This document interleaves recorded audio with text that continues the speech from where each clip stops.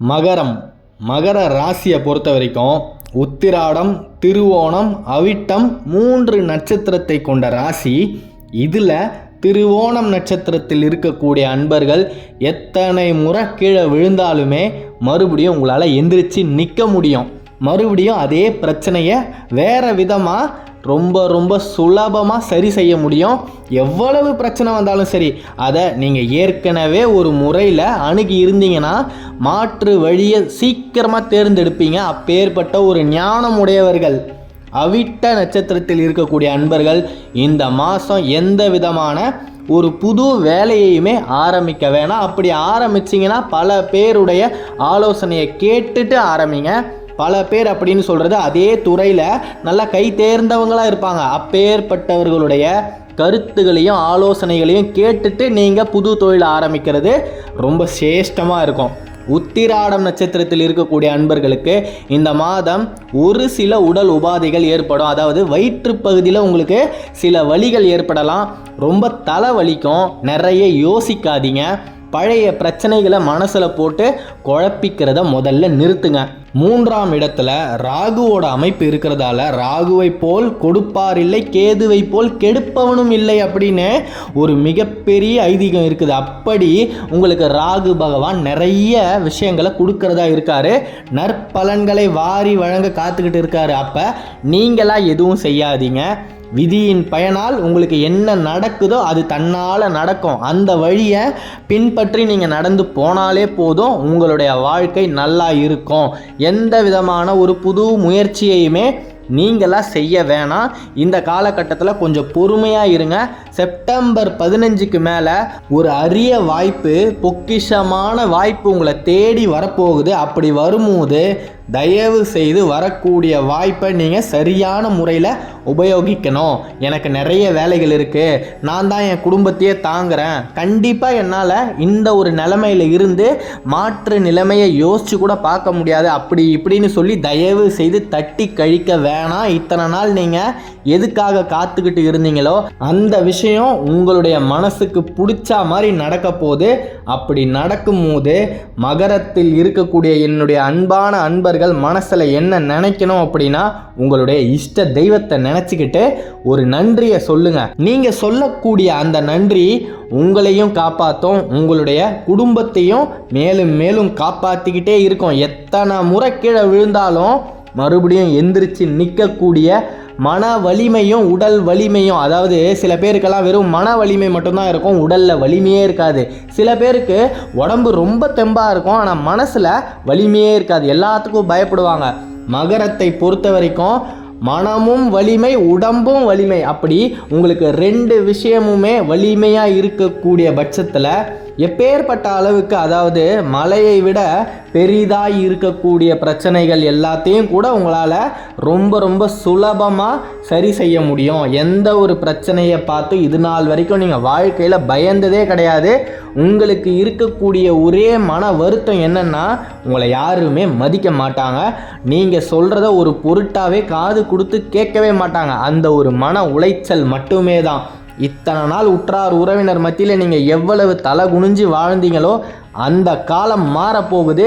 மகரம் தலை நிமிந்து கம்பீரமாக, அதாவது தலை நிமிந்து நடக்கிறது அப்படின்றதே வேற, கம்பீர தோரணையோடு நடக்கிறது அப்படின்றது அதிலிருந்து கொஞ்சம் மாறுபட்டது. அப்பேற்பட்ட ஒரு ராஜராஜனின் தோரணையோடு நீங்கள் வாழ போகிறீங்க.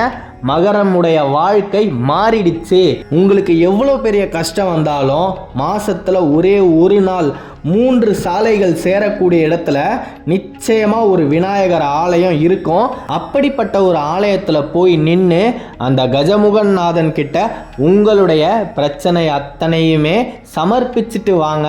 வரும்போது ஒரே ஒரு தேங்காயை எடுத்து, எனக்கு இது நாள் வரைக்கும் என்னை சுற்றி இருந்த அத்தனை பிரச்சனைகளுமே என்னை விட்டு விலகணும் அப்படின்னு அந்த விநாயகர்கிட்ட உங்களுடைய பாரங்கள் எல்லாத்தையும் இறக்கி வச்சுட்டு வாங்க.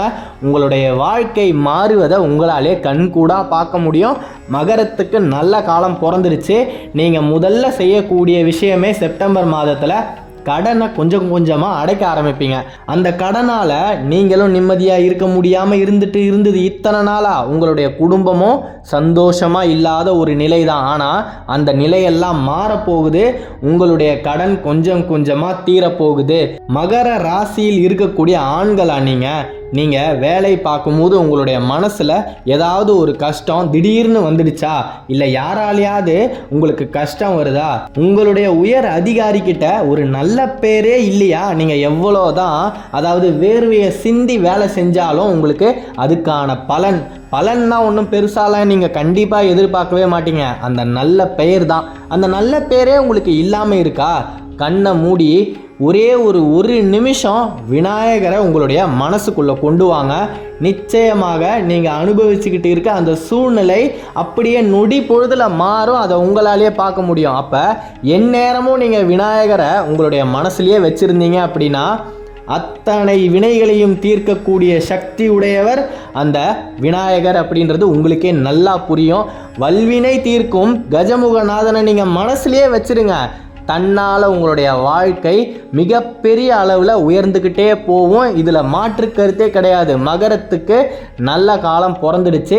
தயவு செய்து நீங்கள் எந்த ஒரு நட்பை ரொம்ப நம்புறீங்களோ அந்த நட்பு கிட்ட கொஞ்சம் தள்ளி இருக்க பழகுங்க. எல்லா விஷயத்தையும் நட்பு கிட்ட நீங்கள் தயவு செய்து சொல்கிறத நிறுத்துங்க.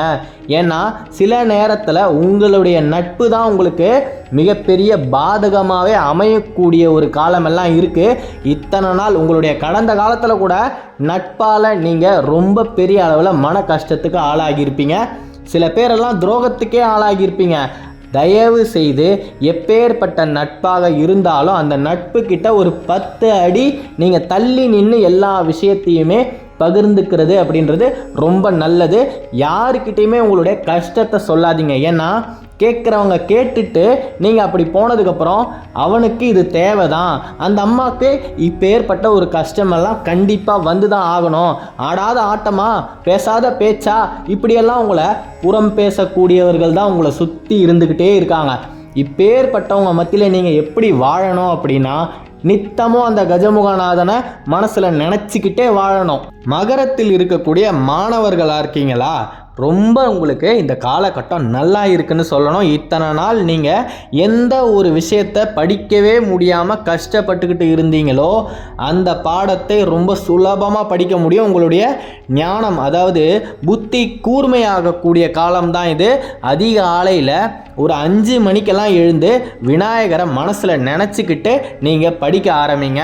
உங்களுக்கு இந்த காலகட்டம் ரொம்ப ரொம்ப சேஷ்டமாக இருக்குது. உங்களுடைய பள்ளியிலையும் சரி கல்லூரியிலையும் சரி பாராட்டுகளும் புகழும் கிடைக்கக்கூடிய காலமாக தான் இந்த காலம் மாணவர்களுக்கு இருக்குது. மாணவர்களை பொறுத்த வரைக்கும் நல்லா இருக்குது. அதிகாலையில் எந்திரிச்சு நீங்கள் உங்களுடைய கல்வியை பயிற்சி பண்ணுங்க.